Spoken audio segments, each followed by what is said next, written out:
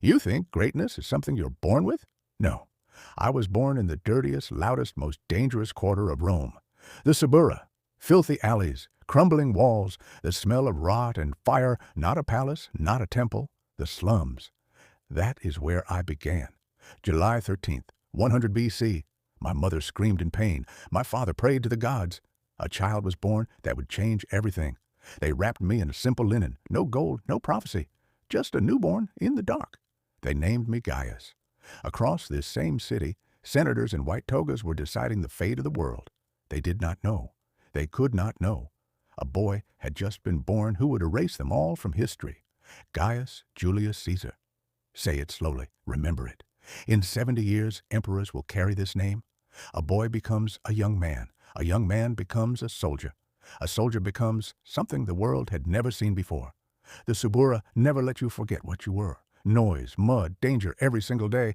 But I watched. I learned. I waited. Even as a child, I had that look. Not anger, not fear. Something colder. Certainty. I always knew where I was going. Gaius Julius Caesar, carved in stone. On 20 languages, the title of ruler is my name. Tsar. Kaiser. It all started here, 75 BC.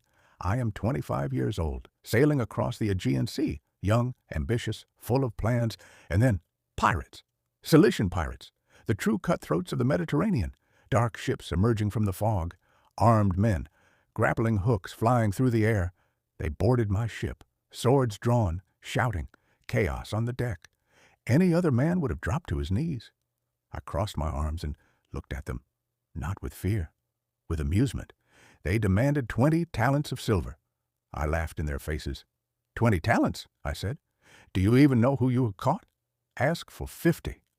The pirates looked at each other, confused. This Roman was not begging. While waiting for the ransom, I lived among them as if I were the master. Their ship was my ship. Their table was my table. I read them my poetry. If they didn't like it, I called them savages. I demanded silence when I slept. They obeyed, without understanding why. I told them to their faces calmly, looking them in the eyes, when they release me, I will come back and crucify every one of you. They laughed. They thought I was joking. The ransom was paid. 20 talents of silver, counted out coin by coin. They took the money. They let me go. Their first mistake. I walked free onto a Roman dock, straightened my toga, then turned and looked back at their ship one last time. Cold, deliberate, a promise in my eyes. I immediately fitted out warships, found those pirates in their own den, every single one of them. I always keep my word. I crucified them all, every single one, on a rocky coastline against a blood-red sunset. I always keep my word. Remember that. 49 BC January night. I stand on the bank of a small river, the Rubicon. Behind me, my legion. Ahead, Rome. The Senate had spoken. Disband the army. Return as a private citizen. Otherwise, traitor. Otherwise, civil war. I stood at that river for a long time. 13,000 men behind me, their fires stretching to the horizon, my soldiers, my family, all of them waiting for one word from me. I looked at the water, cold, black, moving. One step across that river, and there was no road back. Ever. For anyone. I closed my eyes. I understood the weight of what I was about to do. Then I opened them. The decision was made. It had always been made. My commander stood behind me in silence. Nobody spoke. Nobody moved. The whole night held its breath. History held its breath. I was the first to step into the water, cold January river, knee-deep, waist-deep. The die is cast, and the world changed forever. I waded through, holding my torch aloft. The far bank ahead. Behind me, nothing but the point of no return. I did not look back.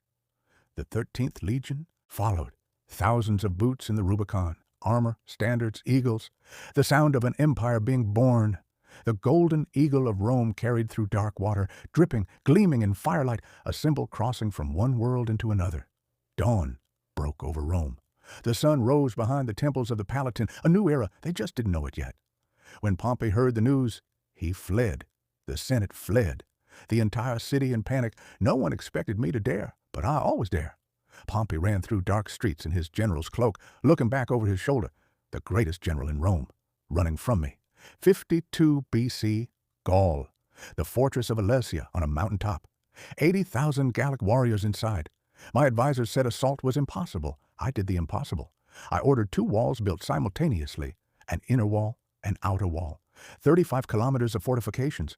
From above it looked like a perfect ring of Roman engineering trapping an entire nation.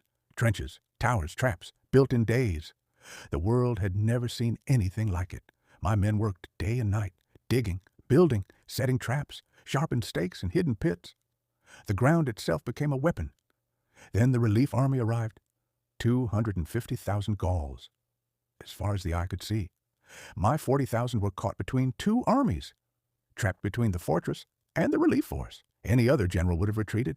I put on my crimson cloak so every soldier could see me. I rode at full gallop along the line, sword raised. My soldiers saw me and held. The line did not break.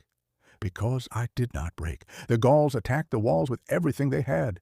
Ladders, screaming, wave after wave, the greatest siege battle the ancient world ever witnessed. Then my hidden cavalry struck the Gallic relief army from the flank, thundering out of a hidden gate, crushing them from the side they never saw coming.